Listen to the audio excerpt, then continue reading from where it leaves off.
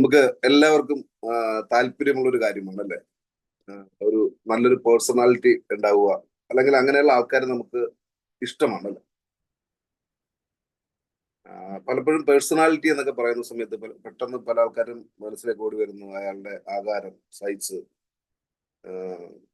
Face, അല്ലെങ്കിൽ dressing ഒക്കെയാണ്. പക്ഷെ അതൊക്കെ വളരെ ചെറിയൊരു കാര്യമാണ്, അതൊരു ഘടകമാണെന്നൊന്നും നമുക്ക് പറയാൻ പറ്റും. പക്ഷെ പലപ്പോഴും നമ്മളെ ആകർഷിച്ചിട്ടുള്ള വ്യക്തികൾ ആരായിരിക്കും? പലപ്പോഴും നമ്മൾക്ക് നല്ല പേഴ്സണാലിറ്റി വേണമെന്ന് കരുതും. പക്ഷെ നിങ്ങളെ ഓരോരുത്തരെയും ആകർഷിച്ചിട്ടുള്ള ആൾക്കാരെ ഒന്ന് ആലോചിച്ചു നോക്കി. നല്ലൊരു വ്യക്തിത്വം ഉണ്ടാക്കിയെടുക്കുക എന്ന് പറയുന്നത് എല്ലാവർക്കും ഇഷ്ടമുള്ള കാര്യമാണ് അല്ലേ? പക്ഷെ എല്ലാവർക്കും ഒന്നും അത് കഴിയാറൊന്നുമില്ല. നമ്മൾ നോക്കിയാൽ കാണാൻ പറ്റൂല. ഫസ്റ്റ് ഇംപ്രഷൻ ഉണ്ടാക്കുന്ന ഇഷ്ടംപോലെ ആൾക്കാർ നമ്മൾ കണ്ടിട്ടുണ്ട്. അവർ വളരെ പ്ലീസിങ് ആയിരിക്കും, അത്യാവശ്യം നന്നായിട്ട് സംസാരിക്കും, ഇടപഴകുകയൊക്കെ ചെയ്യും. പക്ഷെ കുറച്ച് അടുത്ത് പെരുമാറുന്ന സമയത്തായിരിക്കും നമുക്ക് മനസ്സിലാവും, അയ്യോ എന്ന് വെച്ചിട്ട് പിന്നെ അയാളുടെ ഏരിയയിൽ പോലും അത് വളരെ പെട്ടെന്ന് സുഹൃത്തുക്കളെ ഒക്കെ ഉണ്ടാക്കുന്ന ആൾക്കാരുണ്ടാക്കും. അതിനേക്കാൾ കൂടുതൽ വേഗത്തിൽ ഈ സുഹൃത്തുക്കളൊക്കെ നഷ്ടപ്പെടുത്തുന്ന ആൾക്കാരെ നമുക്ക് പരിചയമുണ്ട് അല്ലേ? പലപ്പോഴും അങ്ങനെയുള്ള ആൾക്കാരൊക്കെ നമുക്ക് ചിലപ്പം മീറ്റ് ചെയ്യേണ്ടിയൊക്കെ വരാറുണ്ട്. ഇതൊരു രസകരമായിട്ടുള്ള കാര്യമാണ്. പലപ്പോഴും നമുക്കറിയാം, നമുക്ക് ഏറ്റവും കൂടുതൽ ഇഷ്ടമുള്ള ആരെയാണ്? നമുക്ക് ഒരു ഒരു ഒരു ടെസ്റ്റ് നടത്തുക. നിങ്ങൾക്ക് ഒരു പേനയും പേപ്പർ എടുക്കുക. നിങ്ങൾ കഴിഞ്ഞ തവണ ഓസ്കാർ അവാർഡ് നേടിയ നടന്റെയും നടിയുടെയും പേരെഴുതുക. അല്ലെന്നുണ്ടെങ്കിൽ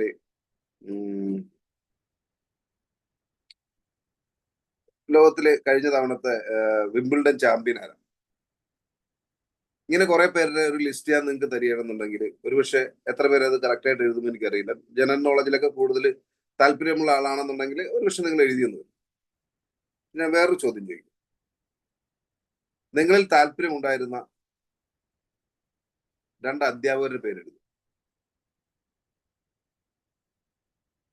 നിങ്ങളിൽ ഉണ്ടായിരുന്ന നിങ്ങളുടെ നിങ്ങളുടെ ഗ്രോത്തിലൊക്കെ താല്പര്യമുണ്ടായിരുന്ന നിങ്ങളുടെ ഏറ്റവും അടുത്ത രണ്ട് സുഹൃത്തുക്കളുടെ പേര് നിങ്ങൾക്ക് ഒന്നും ആലോചിക്കേണ്ടി പോലും വന്നിട്ടുണ്ടാവില്ല അല്ലെ ഇത് എഴുതാനായിട്ട്?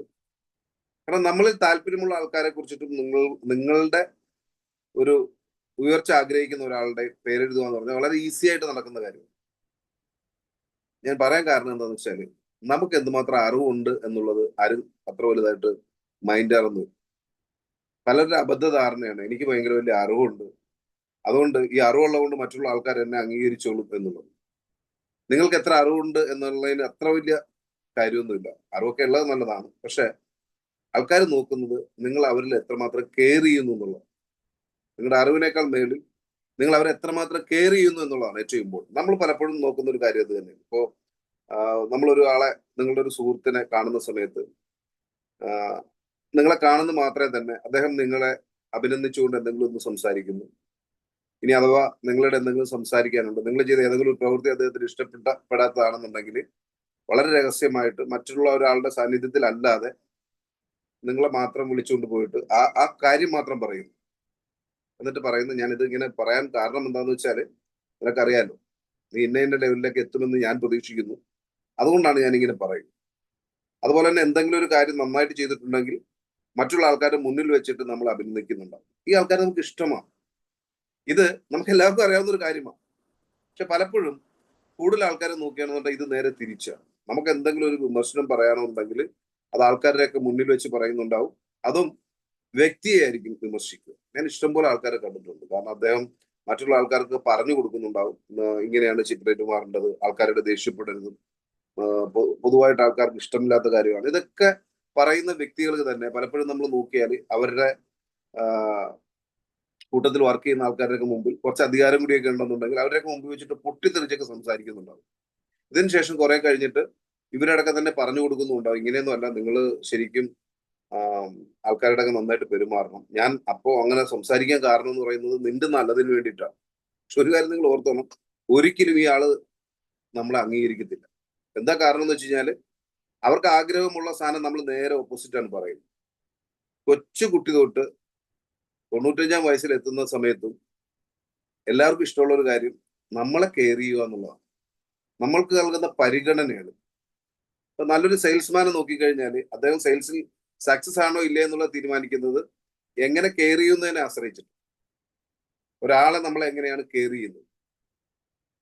ഇപ്പോ ചില സ്ഥാപനങ്ങളിലൊക്കെ നിങ്ങൾ ചെന്ന് കഴിഞ്ഞാൽ അവിടെയുള്ള സ്ഥാപനത്തിന്റെ ഉടമ പലപ്പോഴും അവിടെ വരുന്ന കസ്റ്റമറെ പേരെടുത്തൊക്കെ വിളിക്കുന്നുണ്ടാവും. പേരെടുത്ത് വിളിക്കുക മാത്രമല്ല എന്തെങ്കിലുമൊക്കെ സംസാരിക്കുന്നുണ്ട്. ഈ കടയിലേക്ക് വരുന്ന ഒരാളെ സംബന്ധിച്ചിടത്തോളം അദ്ദേഹത്തിന് കിട്ടുന്ന ഒരു സ്പെഷ്യൽ ഫീലിംഗും അടുത്ത തവണയും ഈ കടയിൽ വരാൻ വേണ്ടി ഈ കസ്റ്റമർ സഹായിക്കുന്നത് ഈ കെയർ ആണെന്നുള്ളത് നമ്മൾ തിരിച്ചറിയും. ഇതുപോലെ തന്നെയാണ് ചില ആൾക്കാരെ നിങ്ങൾ കണ്ടിട്ടില്ല, അവര് എന്ത് സംസാരിക്കുമ്പോൾ കംപ്ലീറ്റ് നെഗറ്റീവ് ആയി. ഇപ്പോ ഒരു ചായ കുടിക്കാൻ ഒരു കടയിൽ കയറി കഴിഞ്ഞാൽ അവർ ചായയുടെ ചൂടില്ലാത്തതിനെ കുറിച്ചിട്ടും അല്ലെങ്കിൽ ആ സപ്ലയർ വന്ന ഒരു രീതിയും അയാൾ പെരുമാറിയതും എന്നുവെച്ചാൽ എല്ലാത്തിനെ കുറിച്ച് കുറ്റമാക്കി. ഇങ്ങനെയുള്ള ആൾക്കാരെ നിങ്ങൾക്ക് ചിലപ്പോൾ ഒന്ന് രണ്ട് പേര് പെട്ടെന്ന് നിങ്ങളുടെ മനസ്സിലേക്ക് ഓടി വന്നിട്ടുണ്ടാവും അല്ലേ? എന്തിനെ കുറിച്ച് സംസാരിക്കുമ്പോൾ നെഗറ്റീവ് മാത്രം പറയുന്ന ആൾക്കാർ, മറ്റുള്ള ആൾക്കാരെ കുറ്റം കണ്ടെത്തുക എന്ന് പറഞ്ഞാൽ നിങ്ങൾ നല്ലൊരു ഡ്രസ്സൊക്കെ ഇട്ട് വളരെ കോൺഫിഡന്റ് ആയിട്ട് നിങ്ങൾ പോകുന്ന സമയത്ത് അതിനകത്ത് എന്തെങ്കിലും ഒരു കുറ്റം കണ്ടുപിടിച്ചിട്ട് നമ്മളുടെ അത് പറയുന്ന ആൾക്കാരുണ്ടാവും. ഈ ആൾക്കാരെ കാണുമ്പോൾ തന്നെ പലപ്പോഴും നമ്മൾ നോക്കുന്നത് ചില ആൾക്കാരൊക്കെ പറയുന്നത് നെഗറ്റീവ് ആത്മാക്കൾ എന്ന് പറയുന്നത്. ഇവരെ വിളിക്കുന്ന ഒരു പേര് അങ്ങനെയാണ്, നെഗറ്റീവ് ആത്മാക്കൾ. ഇവരെ അടുത്ത് നിന്ന് ഓടി രക്ഷപ്പെടാനാണ് പറയുന്നത്. ഇത്തരം ആൾക്കാരുമായിട്ട് നമ്മൾ കൂടുതൽ സമയം ചെലവഴിച്ചു കഴിഞ്ഞാൽ സംഭവിക്കുന്ന ഒരു കാര്യം എന്ന് വെച്ചാൽ നിങ്ങൾ ആരുമായിട്ട് കൂടുതൽ സമയം ചെലവഴിച്ചാലും കുറച്ച് സമയത്തേക്കെങ്കിലും അവരുടെ സ്വഭാവം നമുക്ക് കിട്ടും. അപ്പൊ ആൾക്കാരെ കൂടുതലായിട്ട് അഭിനന്ദിക്കുന്ന അല്ലെന്നുണ്ടെങ്കിൽ പ്രോഗ്രസീവ് ആയിട്ട് സംസാരിക്കുന്ന ആൾക്കാരുടെ കൂട്ടത്തിൽ നമ്മൾ കൂടുതൽ സമയം ചെലവഴിക്കണം. കാരണം മിററിംഗ് എന്ന് പറയുന്നത് വളരെ ഇമ്പോർട്ടന്റ് ആണ്. നിങ്ങൾ കുറച്ച് സമയം ഒരു കാര്യമായിട്ട് കൂടുതൽ എക്സ്പോസ്ഡ് ആകുകയാണെന്നുണ്ടെങ്കിൽ പിന്നെ കുറച്ച് നേരം നിങ്ങൾ അതുപോലെയാവും. അതുകൊണ്ടാണ് നമ്മളിപ്പോൾ പോയിട്ട് പുലിമുരുകൻ സിനിമ കണ്ടിട്ട് തിരിച്ചിറങ്ങി വരുമ്പോൾ നിങ്ങൾ തിയേറ്ററൊക്കെ വിട്ട് വരുന്ന സമയത്ത് കുറച്ച് മാറി നിൽക്കാൻ നിങ്ങൾക്ക് അത് കാണാൻ പറ്റും. ആ സിനിമ കഴിഞ്ഞ് പോകുന്ന ആൾക്കാരൊക്കെ തന്നെ ഇങ്ങനെ മസിലൊക്കെ പിടിച്ച് പുലിമുരുകൻ എന്ന രീതിയിൽ തിരിച്ചു പോകുന്ന കാണാൻ പറ്റും. എന്ന് വെച്ചാൽ കുറച്ച് സമയം നമ്മൾ ഏതെങ്കിലും ഒരു കാര്യമായിട്ട് സമയം ചെലവഴിച്ചാൽ അതിന്റെ കുറച്ച് നമുക്കും കിട്ടും. എന്ന് പറഞ്ഞാൽ നമ്മൾ ഈ നെഗറ്റീവ് ആയിട്ടുള്ള ആൾക്കാർ, നെഗറ്റീവ് എന്നുള്ള വാക്കാണ് ഉദ്ദേശിക്കുന്നത് എന്ത് കാര്യത്തിലും കുറ്റം പറയുന്ന ആൾക്കാരുടെ അടുത്താണ് നിങ്ങൾ കൂടുതൽ സമയം ചെലവഴിക്കുന്നതെങ്കിൽ വലിയ താമസമില്ലാതെ നിങ്ങളും അതിലേക്ക് തന്നെ എത്തിച്ചേരുന്നുണ്ട്. മറിച്ച് നിങ്ങൾ വെറുതെ ഒന്ന് ആലോചിച്ച് നോക്കി, എന്ത് കാര്യത്തിലും മറ്റുള്ള ആൾക്കാരുടെ മുന്നിൽ വെച്ചിട്ട് നിങ്ങളുടെ ഒരു സുഹൃത്ത് നടന്നു വരുമ്പോൾ നിങ്ങളെ കുറിച്ചിട്ടുള്ള നല്ല കാര്യങ്ങൾ പറയുന്ന ഒരാൾ, അങ്ങനെ ഒരാളെ നിങ്ങൾ എവിടെയെങ്കിലും വെച്ച് കാണുന്ന സമയത്ത് സപ്പോസ് അയാൾ നിങ്ങളെ കണ്ടില്ലെങ്കിൽ പോലും നിങ്ങൾ ചെന്ന് അയാളെ ചെന്ന് വിഷ് ചെയ്യും. കാരണം നിങ്ങൾക്ക് ഒരു കാര്യം ഉറപ്പാണ്, ഇയാൾ എന്നെ കുറിച്ച് എന്തെങ്കിലും നല്ലത് പറയും. ഇത് എല്ലാവർക്കും ഈസി ആയിട്ട് ചെയ്യാവുന്നേ ഉള്ളൂ. പക്ഷെ പലപ്പോഴും അറിഞ്ഞോ അറിയാതെ നമ്മൾ ആദ്യം പറയുന്ന നെഗറ്റീവ് ആയിട്ടുള്ള എന്തെങ്കിലും കാര്യമായിരിക്കും. ചില ആൾക്കാർ വാക്കുകൾ സംസാരിച്ചു തുടങ്ങുന്നത് തന്നെ അങ്ങനെയായിരിക്കും. നമ്മൾ എന്ത് പറയുന്നു എന്ന് ആൾക്കാർ ശ്രദ്ധിക്കാറില്ല. വളരെ കൃത്യം ശ്രദ്ധിച്ചോണം. പല ആൾക്കാരും വളരെ മനോഹരമായിട്ട് സംസാരിക്കുന്നുണ്ടാവും. ചില ആൾക്കാരെ കാണുന്ന സമയത്ത് കുറെ കാര്യങ്ങൾ പറയും. പക്ഷെ ആൾക്കാർ അതൊന്നും ശ്രദ്ധിക്കത്തില്ല. അവർ നോക്കുന്നത് നമ്മൾ ഒരു എന്തുമാത്രം പരിഗണന അവർക്ക് കൊടുക്കുന്നു എന്നുള്ളതാണ്.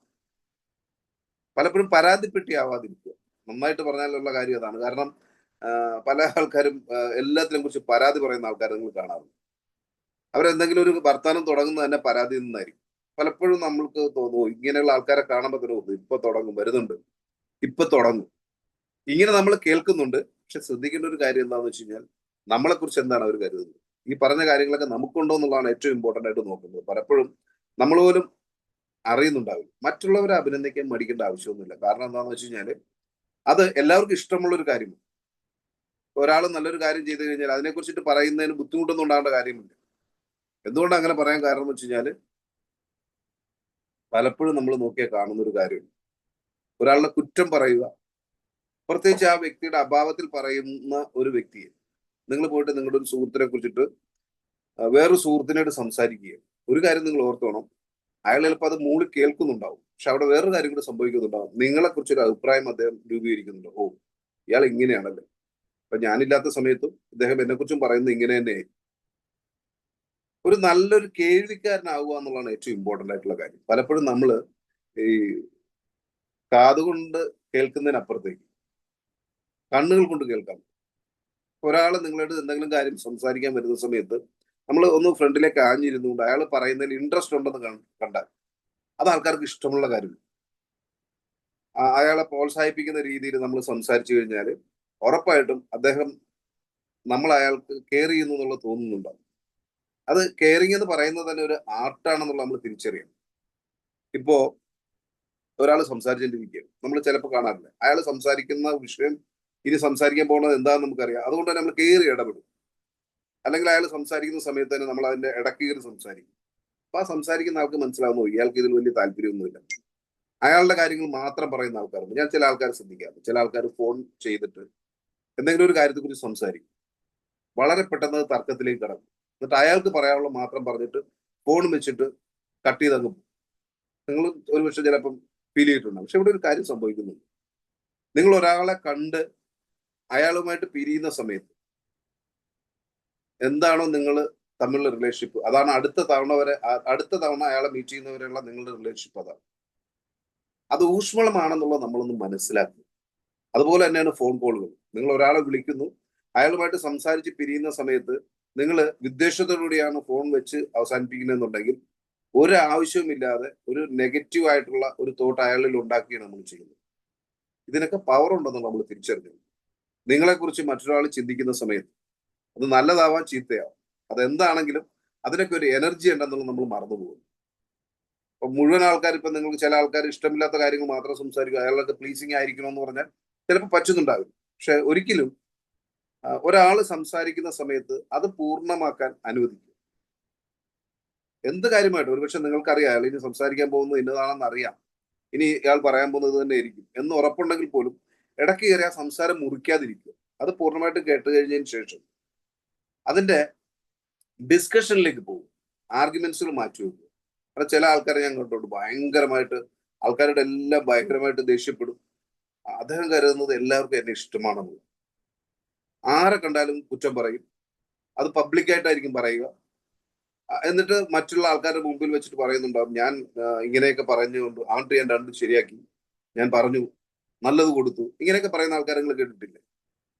ശരിക്കും ഈ കേൾക്കുന്ന ആൾക്കാരും ആ അനുഭവിച്ച ആൾക്കാരും ഈ ആളെ കുറിച്ചിട്ട് ഉണ്ടാക്കിയിട്ടുള്ള ഒരു പിക്ചർ ഉണ്ടാവും.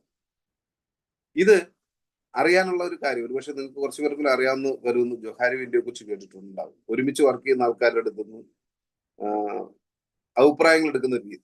ഞാൻ ഒരിക്കലും ഇത്തരത്തിലൊരു പ്രോഗ്രാമിൽ എൻട്രി ചെയ്തു. എന്റെ കൂട്ടത്തിൽ വർക്ക് ചെയ്യുന്ന ആൾക്കാരുമായിട്ട് അത്തരത്തിലൊരു പ്രോസസ് നടക്കും. ഇതിൽ പ്രധാനമായിട്ടും ചെയ്യുന്ന ഒരു കാര്യം എന്താണെന്ന് വെച്ച് കഴിഞ്ഞാൽ, നമ്മളൊരു കസേരയിൽ ഇരിക്കും, എന്നിട്ട് നമ്മൾ തന്നെ നമ്മളുടെ നല്ല കാര്യങ്ങളും ചീത്ത കാര്യങ്ങളെ കുറിച്ചിട്ട് പറയും. ഞാൻ എനിക്ക് ഉണ്ടെന്ന് കരുതുന്ന കഴിവുകളെ കുറിച്ചിട്ട് ഞാൻ സംസാരിക്കുന്നു. അതിനുശേഷം എനിക്ക് ഇല്ലാത്ത കുറച്ച് കഴിവുകളുടെ കുറവ് എന്താണെന്നുള്ളതിനെ കുറിച്ച് ഞാൻ തന്നെ സംസാരിക്കും. ഇത് കഴിഞ്ഞിട്ട് എന്റെ കൂട്ടത്തിൽ വർക്ക് ചെയ്യുന്ന ആൾക്കാർ, ഞാനുമായിട്ട് കൂടുതൽ സമയം ഇടപഴകുന്ന ആൾക്കാരും അവിടെ ഉണ്ടാവും.